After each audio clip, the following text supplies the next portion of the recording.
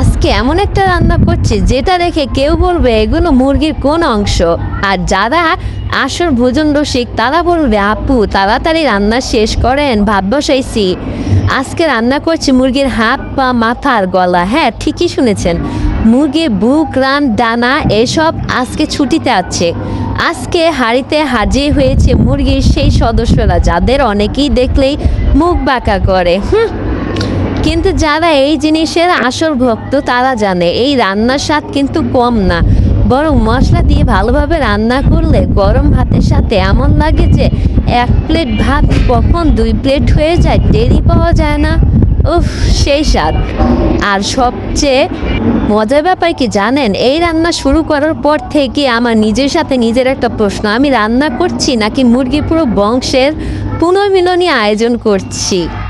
একদিকে হাত, একদিকে পা, মাঝখানে মাথা, সাথে গলা। মনে হচ্ছে মুরগি মারা যাওয়ার আগে বলে গেছে আমার শরীরের কাউকে বাদ দিও না, সবাইকে একসাথে রান্না কইরো। প্রথমে সবগুলো ভালোভাবে পরিষ্কার করে নিচ্ছি, কারণ রান্নাঘরে আমার একটাই নিয়ম আছে, মশলা যতই ভালো হোক পরিষ্কার পরিচ্ছন্নতা আগে। মুরগির পা পরিষ্কার করতে করতে মনে হলো এই পাগুলো দিয়ে মুরগির জীবনে কত জায়গায় হাঁটছে কে জানে। আর আজ সেই পাই আমার হাঁড়িতে বসে আছে। মাথাটাও ভালো করে পরিষ্কার করছি, মাথাটা দেখে মনে হচ্ছে ভাই এতদিন মাথা উঁচু করে ঘুরছিলে, আজকে কিন্তু হাঁড়ির ভিতরে। এখন একটা হাঁড়ি বসিয়ে তাতে তেল দিচ্ছি, তেল গরম হওয়ার আগ পর্যন্ত আমি এগুলো আরেকটু ভালো করে পরিষ্কার করে নিয়েছি। তেল গরম হওয়ার পরে যখন পেঁয়াজগুলো দিয়েছি, পেঁয়াজগুলো ভাজতে ভাজতে অনেক সময় নিয়েছে। আমার গ্যাসের চুলায় গ্যাস কম উঠে, সেজন্য অপেক্ষা করতে করতে জীবন শেষ। যাই হোক, তেল গরম হয়ে গেলে প্রথমে পেঁয়াজ দিয়ে দিচ্ছি, তারপরে পেঁয়াজগুলো ভাজার পরে এখন আমি মশলা দিয়ে দিচ্ছি। সংসার যত কষ্টই থাকুক, পেঁয়াজ কাটার সময় যে কান্না আসে সেটা কিন্তু আলাদা লেভেলে। মনে হয় পেঁয়াজ বলছে তুমি আমাকে কাটছো, দাঁড়াও তোমাকেও কাদাই। পেঁয়াজটা একটু ভাজা হয়ে গেলে আদা রসুন বাটা সব কিছু দেই। এই সময় যে গন্ধটা আসে না, খুব ভালো লাগে আমার কাছে।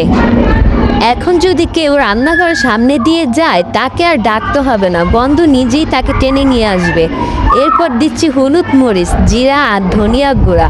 মশলা দেওয়ার সময় একটা কথা বলি, রান্নায় মশলা যেমন দরকার সংসারে একটু মশলা দরকার, তবে রান্নার মশলা বেশি হলে যেন ঝাল, সংসারের মশলা বেশি হলে তেমন ঝামেলা। তাই আমি বলি রান্নার ঝাল ঠিক রাখুন, সংসারে ঝগড়া কম রাখুন। এখন মশলাগুলো একটু ভালো করে কষিয়ে নিচ্ছি। মশলা কষানোর সময় ধৈর্য খুব দরকার, তার মশলা কষানোর আর সংসার চালানোর দুটোর মধ্যে একটা মিল আছে।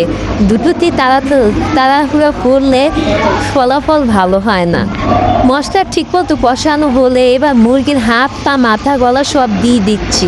সবগুলো হাঁড়িতে ঢুকিয়ে দিতে মনে হলো আচ্ছা আজকে মুরগির পরিবারকে একসাথে ডেকে ফেললাম।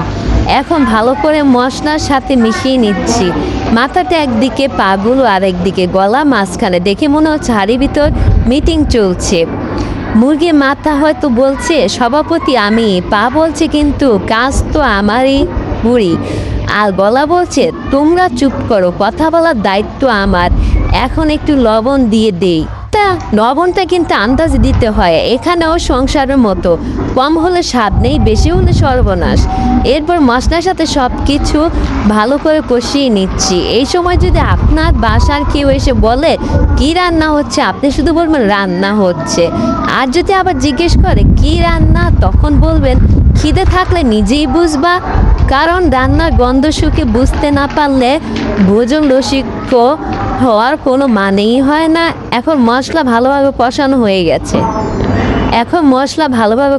হয়ে গেছে, দেখতেই পাচ্ছেন মশলা মাংসের গায়ে সুন্দরভাবে লেগে গেছে। এখন পানি দিয়ে দিচ্ছি, পানি দেওয়ার পর ঢাকনা দিয়ে কিছুক্ষণ রান্না হতে দেব। এই সময়টুকু আমার সবচেয়ে প্রিয় সময়, কারণ রান্না চুলায় আর আমি একটু দাঁড়িয়ে দাঁড়িয়ে ভাবতে পারি আজকে এত কাজ করলাম, কেউ কি আমার জন্য 1 কাপ চা বানাবে?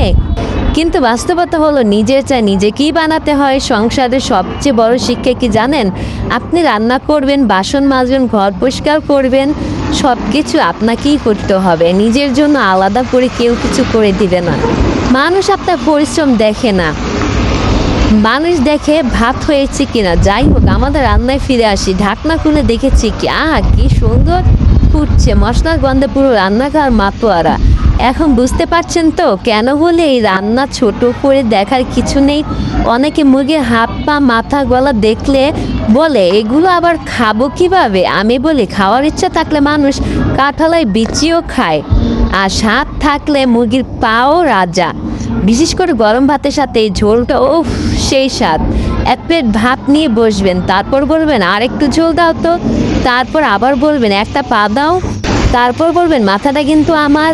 এরপর দেখা যাবে পরিবার সবাই মাথার জন্য যুদ্ধ করছে। মুরগির মাথা নিয়ে কিন্তু পরিবারের শান্তি নষ্ট হওয়ার সম্ভাবনা আছে, কারণ মাথা একজনই পাবে, এখানে কোনো ভাগাভাগি নেই।